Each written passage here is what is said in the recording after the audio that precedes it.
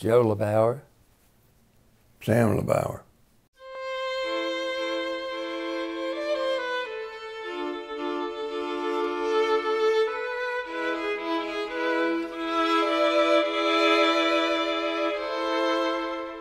Well, I'm a quasi-violinist. I loved it. I played probably 14, 15 years. Did play the first year in the EMF, the last chair in violin section. I played in the Duke Symphony for about a year, and that was about it, but I've always enjoyed and loved music, classical music. And do you play, Joe? Well, I played the cello from a young age. I had a cousin that had a half-size cello, so my mother said that would be good for me when I was about 6 or 7.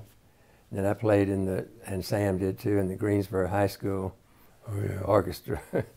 And then I played at Duke. I couldn't make the basketball team, so I played in the orchestra. Well, my older brother played the clarinet, Sam the violin, the twin, Gene played the flute, I played the cello, my mother played the piano, my father played the violin, so we used to play once in a while.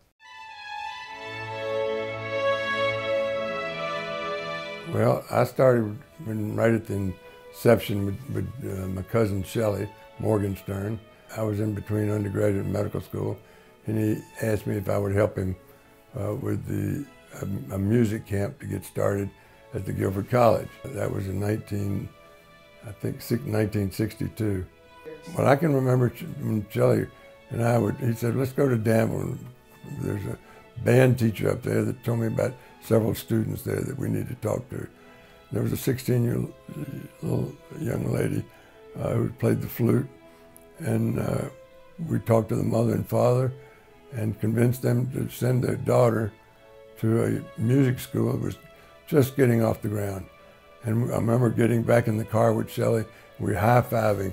Gee, we talked another one into coming. And I think by the first year we had about 45 students, something like that. We were very proud of that fact.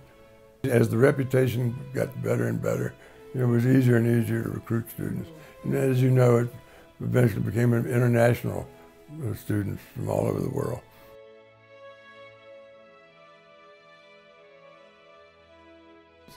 I think one of the primary focuses of the music festival has really been that of education, and having the students and having the small ratio, faculty to student ratio that they've had. That's one of the things Shelley always emphasized.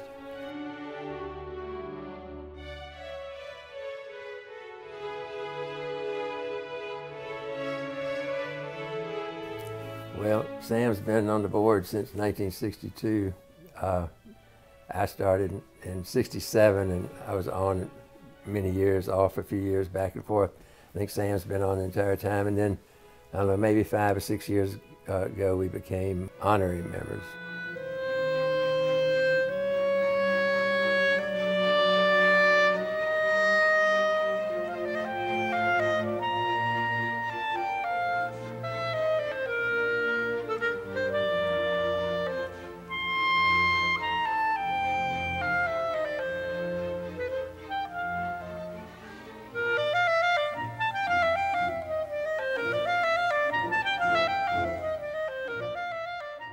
We did have one important program 15, 20 years ago. We got Wynton Marsalis to come back and do a benefit. Right. And we were able to, people wanted to be able to sell the tickets, but we sold out within a couple of days. I mean,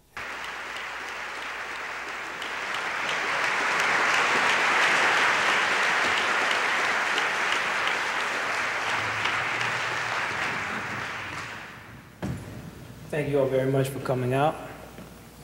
I hope this stands up. Since I'm sure that most of us here aren't trumpeters, in order to not be boring, we're going to touch on many different aspects of music. And I'd like to let you all know that whenever you feel like asking questions, or you hear anything that you didn't like, or you did like, or you didn't care about, make sure that you raise your hand. I want all of you all to participate in this so that we won't get bored. Right? You know what I mean?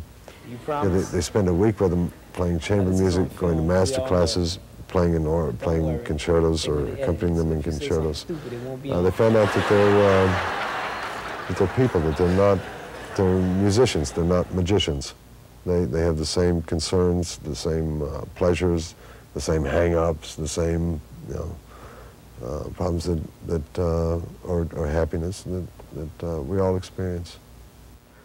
I can tell y'all how to deal with nervousness. We all get nervous. I still get nervous. I play concerts almost every night. I've played almost 500 concerts in 2 years.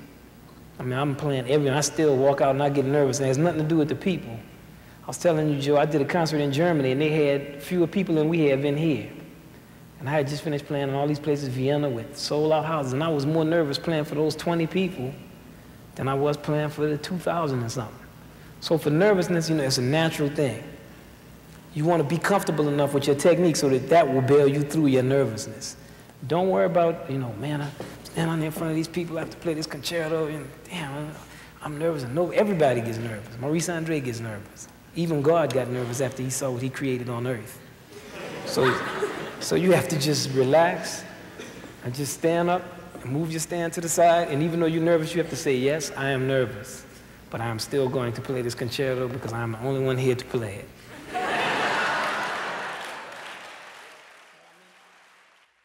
I think we had about, in my mind, we had about 25 faculty members. Most of these people were friends of Shelley's. And he had a lot of great contacts during his early years when he started out at the University of Florida, then went to Northwestern, and then he got a master's at the New England Conservatory. And in between that time, he must have made some excellent contacts with people, because these people obviously appreciated him, and he would have them come down to the Eastern Music Festival, or the Guilford Musical Arts Camp, as it was initially called. Softer, and the cello comes in.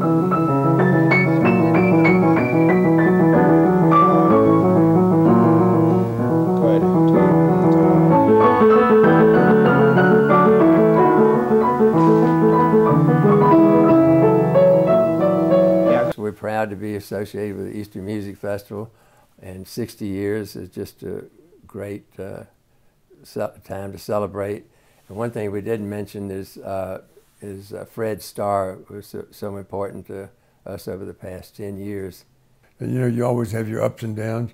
And when Sue Starr, who had been chairman of the board as well, came to me about 12 years ago when we were having a little bit of issues, she said, why don't you ask Fred, who was an outstanding businessman, who and I realized that, to be chairman of the board. And I said, you know, Sue, that's a great idea. And it was a wonderful idea, because Fred is a tremendous businessman, and he turned us around and has given us another life as far as I'm concerned.